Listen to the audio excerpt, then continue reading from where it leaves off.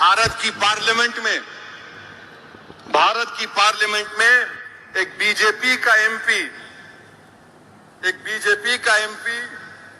एक मुस्लिम एमपी को बकवास, गंदगी, गाली देता है।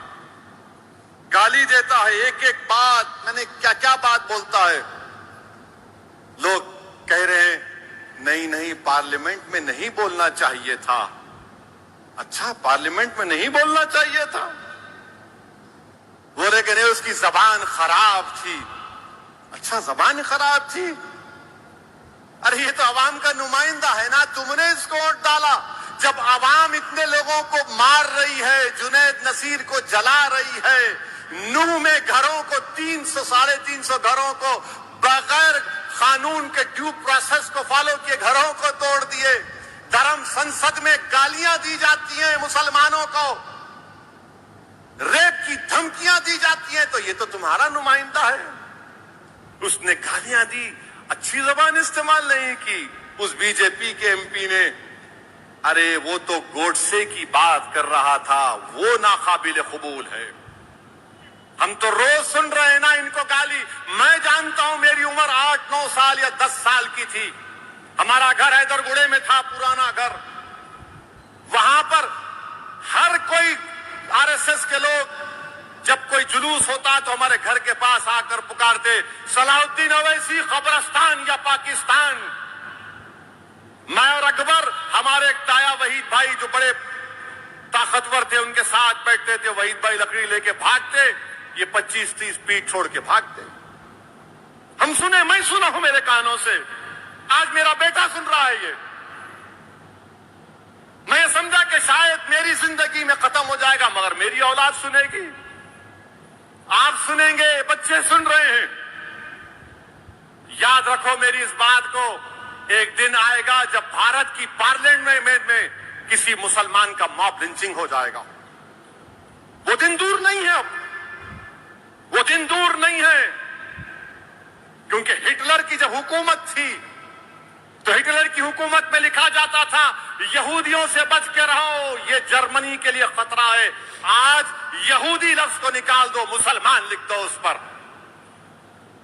हमारे देश के वजीर आजम, कहां गया आपका सबका साथ, सबका विकास, सबका विश्वास? अरे नरेंद्र मोदी जी, जो आपके एमपी ने मुसलमानों के बारे में जो बकवास बकी है, मेरी आपसे गुजारिश है कि उसका चैलेंज करके आप अरब ममालिक के अपने हुक्मरानों को भिजा दो, या हबीबी इस तरह का हम इससे सलूक करते देखो मुसलमानों से, बुझाओ। क्या नरेंद्र मोदी अपने एमपी की स्पीच का अरबी में ट्रांसलेट करके मोहम्मद बिन सुल्तान, मोहम्मद बिन जैद को भिजाएंगे? आप भिजाएंगे उनको? बताओ देश के वजीर आजम। क्या तुर्की के अर्दोगान को भिजाओ? देखो हम इस तरह भारत की नई बिल्डिंग में हमारे पार्टी का एमपी ने मुसलमानों को इस तरह कहा है। देश के वजीर आजम कुछ नहीं बोलेंगे। जुनैद नसीर मर गए, वजीर आजम मुंह नहीं खोलते। ट्रेन में 3-3 मुसलमानों को नाम पूछकर गोली मार दी गई, वजीर आजम कुछ नहीं बोलेंगे। पीटा जा रहा है, सतारा में मारा गया, कुछ नहीं। जब से ये घटना हुआ है संसद के अंदर, बीजेपी एमपी ने जो दानिश अली साहब को बुरा भला कहा, जो वो अल्फाज इस्तेमाल किए कि कटवा है, मुल्ला है, उग्रवादी है, पता नहीं क्या क्या, तब से हम सब इंतजार कर रहे थे कि असदुद्दीन ओवैसी साहब जब बोलेंगे तो क्या बोलेंगे। हम सब इस चीज़ का, उनके वीडियो का इंतजार कर रहे थे। हालांकि सोशल मीडिया पर उन्होंने पहले से जो है टाइप करके, उन्होंने ट्विटर के माध्यम से या फेसबुक के माध्यम से जो है अपना ख्यालात जो है वो जाहिर किया था, लेकिन हम सब उसके वीडियो के इंतजार कर रहे थे। और आज जो उन्होंने बयान दिया है, उन्होंने ये जो बयान दिया है और इस बयान में जो ये लाइन इस्तेमाल किया है कि आने वाले दिन में हो सकता है कि संसद के अंदर मॉब मॉब लिंचिंग ना हो जाए। ये बहुत ही बड़ा बयान है दोस्तों। इसका मतलब ये है क्योंकि असदुद्दीन ओवैसी वहाँ रहते हैं, असदुद्दीन ओवैसी साहब वहाँ लगातार कई सालों से जो है वहाँ रह रहे हैं, वहाँ के लोगों को अच्छे से जान रहे हैं, वहाँ के इन्वायरमेंट को बहुत अच्छे से जान रहे हैं। तो इससे साफ पता चलता है कि बीजेपी सांसदों के अंदर या वहाँ के जो कुछ सांसद हैं उनके अंदर किस तरीके का नफरत का माहौल है मुसलमानों को लेकर। इसको असदुद्दीन ओवैसी साहब के इस बयान से हम सबको यही पता चलता है, ये अंदाजा लगता है। तो इतना खतरनाक बयान और एकदम पूरा देश में ऐसा लग रहा है ऐसा कुछ हुआ ही नहीं। पूरा देश में जो विपक्षी दल है, खास करके जो बीएसपी वाले हैं, वो ऐसा लगता है कि कुछ हुआ ही नहीं, कुछ का हंगामा ही नहीं, और कितना नॉर्मल तरीके से जो है ये चीज़ें बताई जा रही है। तो इससे साफ अंदाजा लगता है। अब चूंकि असदुद्दीन ओवैसी साहब को ये आइडिया शायद पहले से था और उनके साथ भी हो चुका है, तो उनके लिए शायद कुछ बहुत बड़ी बातें नहीं हुई है। अब आप सबको याद होगा जब वो जीत कर गए थे तो किस तरीके से जय श्री राम के नारे लगाए गए थे असदुद्दीन ओवैसी साहब को देखकर। तो आप हम सब ने वो वीडियो क्लिप देखा था, तो हमारे सामने जो फुटेज आता है, हमारे सामने जो वीडियो क्लिप आता है, हम तो बस उतने से ही उस वीडियो क्लिप को देखकर जीते हैं। लेकिन जो साहब वहाँ रहते हैं, जो साहब वहाँ पर सालों साल अपना अटेंडेंस देते हैं,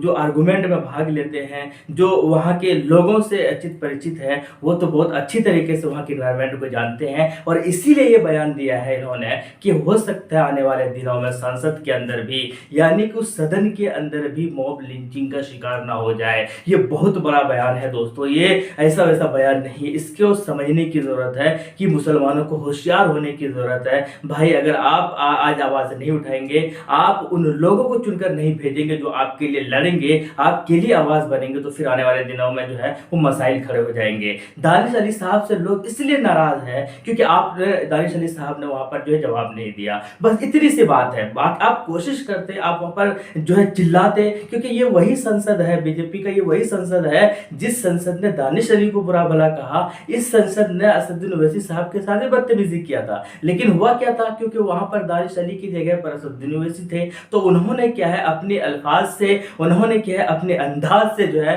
उसको चुप करा दिया था। अब चूंकि शख्सियत ही ऐसी है असदुद्दीन ओवैसी की, तो भाई उसके सामने अच्छे अच्छे भी जो है थोड़ा सा बोलती बंद हो जाती है। तो बात यह है कि दानिश अली साहब की इतनी सी गलती है कि जब आपके कौम को इस तरीके से बुरा भला कहा जा रहा था तो आप खामोश थे और बाहर में आकर आप रो रहे हैं। बस इतनी सी नाराजगी है कौम की। और असदुद्दीन ओवैसी साहब का ये अंदाज, ये कहना कि भाई ये बहुत आम चीज है, ये आज आपको पता चल रहा है कि इस तरीके की घटना हो रहा है, ये बहुत कॉमन चीज है संसद के अंदर। तो आप समझ सकते हैं कि कितना बड़ा या कितना माइंडसेट कितना गंदा हो चुका है बीजेपी सांसदों का। और खास करके वो वाला लाइन कि इस वीडियो को जो है अरबी में डब कीजिए और डब कर जो है बाकी गल्फ कंट्रीज वगैरह में भेजिए जहां पर आप अपने दोस्त बना के रखे हुए हैं। तो कुल मिलाकर उससे आप वहां के लोगों को ये पता चल जाएगा कि जिससे वो दोस्ती कर रहे हैं, जिनके साथ वो हाथ बढ़ा रहे हैं दोस्ती का, उनका मुसलमानों के प्रति, उनके या उनके बीजेपी के जो है उनके सांसदों का